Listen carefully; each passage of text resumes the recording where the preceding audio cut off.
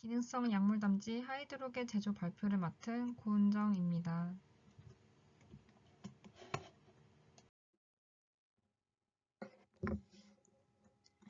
발표 순서는 다음과 같이 하도록 하겠습니다.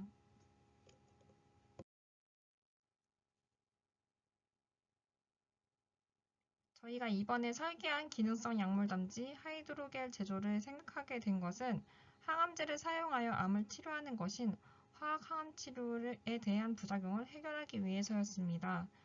항암제가 암세포에만 작용하면 좋지만 현재에는 혈액세포, 위장간의 상피세포, 머리카락세포, 생시세포 등과 같은 정상세포에 또한 손상을 입는 부작용이 일어나고 있습니다.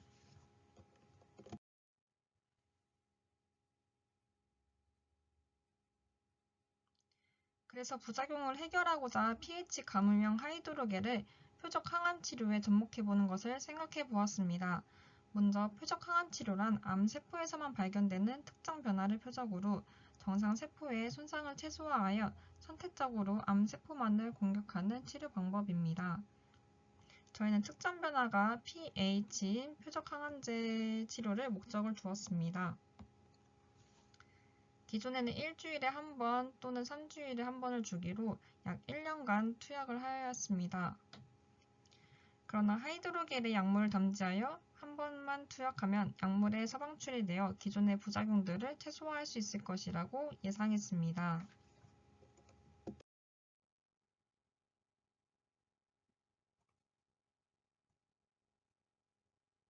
pH 가무명 하이드로겔은 주로 경구 투여용으로 위의 pH인 pH 4에서가 아닌 암세포 주변의 pH 6에서 선택적으로 약물을 방출하여야 합니다.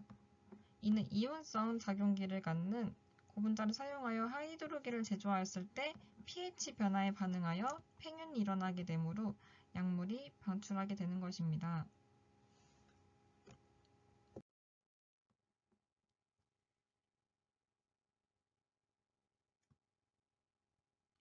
또한 저희는 약물의 방출 기간을 늘리기 위해 pH 감응을 띠며 고형암 주위에 쉽게 축적되어 있다가 입자가 터지면서 항암제를 방출하는 특성인 나노 입자를 하이드로겔 내에 봉입하여 효과적으로 표적 항암 치료를 예상하였습니다. 그러나 이번 학기는 pH 감응 하이드로겔 제조까지 실험이 진행된 상태이며 다음 학기에 이어 실험을 진행해 나갈 예정입니다.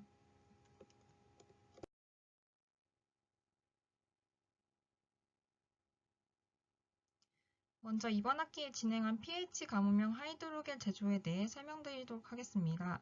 사용한 시약은 다음과 같습니다. 고분자는 최종적으로 NaCMC와 PVA를 사용해 주었고 각유제로는 ECH를 사용해 주었습니다. CMC는 카르복시기가 있기 때문에 pH에 따라 특성이 달라지는 특징이 있습니다. 피부에 있는 기계적 물성과 점착성이 우수하여 좋은 생체적 합성을 지니므로 의료용, 메디컬 피부 관리 등으로 응용될 수 있는 친수성 고분자입니다.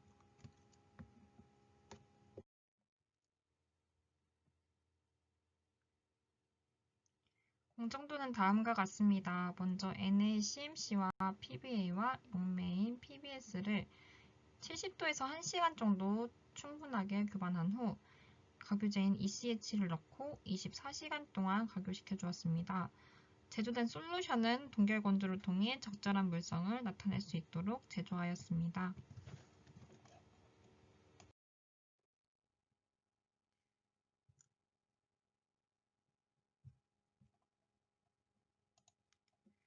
최종적인 고분자로 NaCMC와 PVA를 선택하기 전에 천연 고분자인 소듐 알지네이트와 OH기를 가지며 생체 고분자로 많이 활용되고 있는 4가지의 고분자를 염기성 환경에서 각유시켜 보았습니다.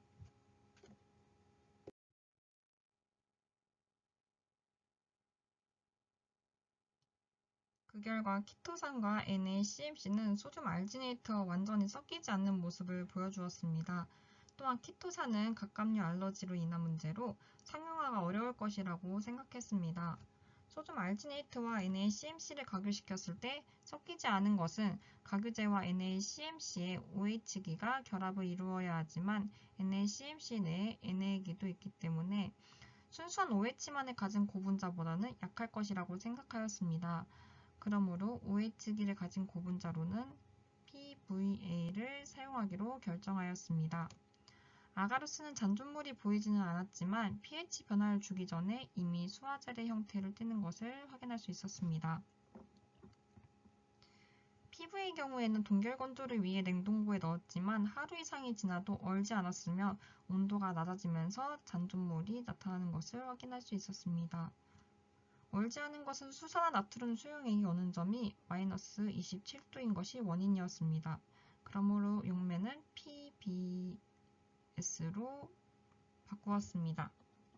1차 실험을 통해 소듐 알지네이트가 다른 고분자와 잘 섞이지 않는다는 것을 확인할 수 있었습니다. 그래서 NaCmC와 PVA를 고분자로 사용해주며 가교제로는 ECH와 용매로는 PBS를 사용하여 2차 실험을 진행해 주었습니다.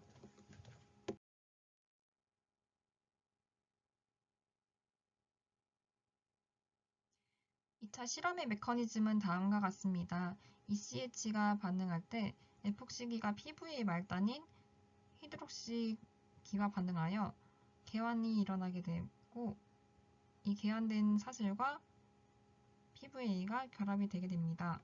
이어서 ECH의 다른 쪽의 CL기가 NaCmC의 말단인 Na와 결합을 이루면서 가교를 형성하게 되는 것입니다.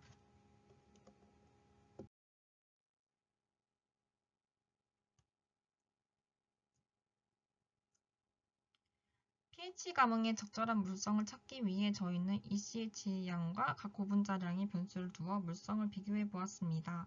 먼저 수화겔의 팽유는 가교된 고분자 사슬이 늘어나면서 용액을 흡수하기 때문에 가교 밀도에 영향을 받습니다. 그렇기 때문에 저희는 가교제의 양을 아예 안 들어간 것과 고분자량의 3배, 6배로 진행해 주었습니다.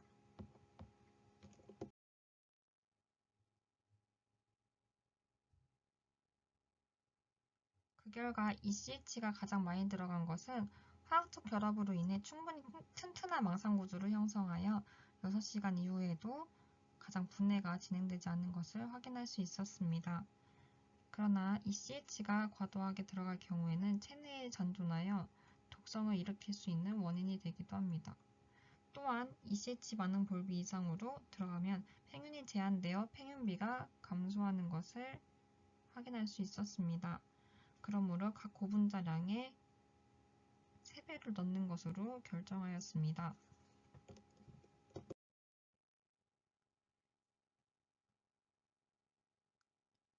앞서 설명드린 것과 같이 ECH의 양을 각 고분자에 3배를 넣은 하이드로겔 폼은 전체적으로 기공이 많은 모습을 확인할 수 있었습니다. 흡수율과 분해도를 측정하기 위해 물에 적신 결과 물에 떨어뜨림과 동시에 바로 흡수하고 분해되는 모습을 확인할 수 있었습니다. 그 이유는 먼저 용매에 비해 고분자 함유량이 적어 충분한 망상구조를 형성하지 못했기 때문이라고 생각했습니다.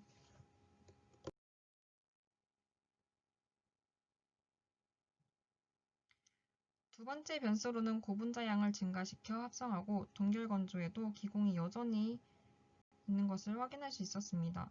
이는 합성 후 건조 과정 없이 동결 건조하여 물 분자가 빠져나가는 것을 원인이라고 생각하였습니다. 그래서 24시간 건조 후 동결 건조를 시킨 결과를 비교해 봤더니 기공 없이 솔루션 그대로의 모습을 유지하는 것을 확인할 수 있었으며 위 실험을 통해 최종 조성을 결정할 수 있었습니다.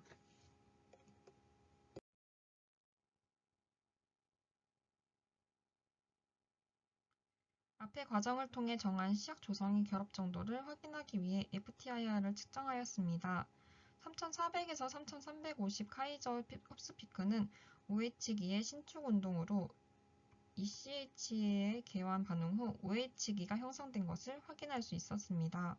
2950에서 2850 카이저 흡수 피크에서는 고분자 내에 있는 CH와 CH2의 신축 운동을 확인할 수 있었습니다. 1028 카이저에서 나타나는 피크는 COC 피크로 PVA와 NaCmC의 말단 사슬이 ECH에 의해 제대로 가교가 된 것을 확인할 수 있었습니다.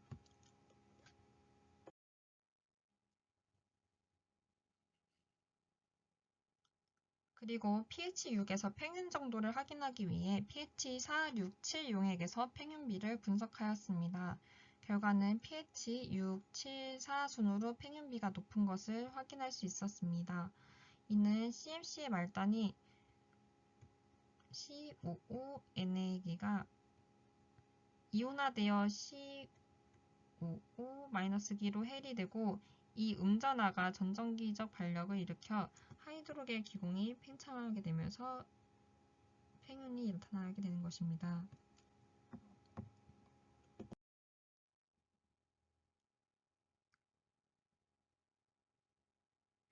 약산성인 pH 4 용액에서는 COO-NA가 COOH가 되어 음이온이 없어지기 때문에 고분자와 물의 상호작용보단 고분자 간 상호작용이 커져 가장 작은 평균비를 나타내었습니다.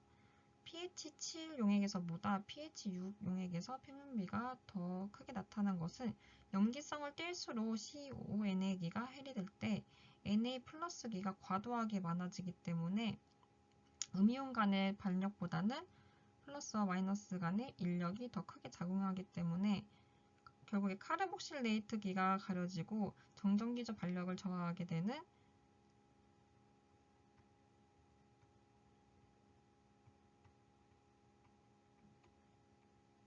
차지 스크리닝 효과가 나타나기 때문에 pH 6에서 가장 많은 용액을 흡수할 수 있게 되는 것입니다.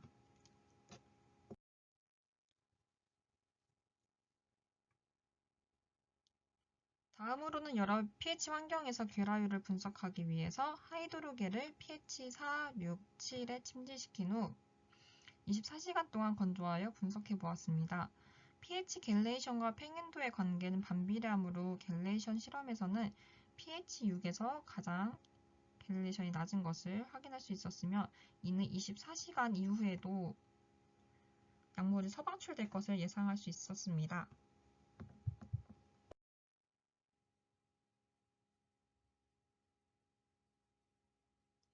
실험의 내용을 정리해보면 위 실험을 통해 암세포 주변의 pH 값이 pH 6에서 효과적으로 약물 방출할 수 있음을 확인해 보았습니다.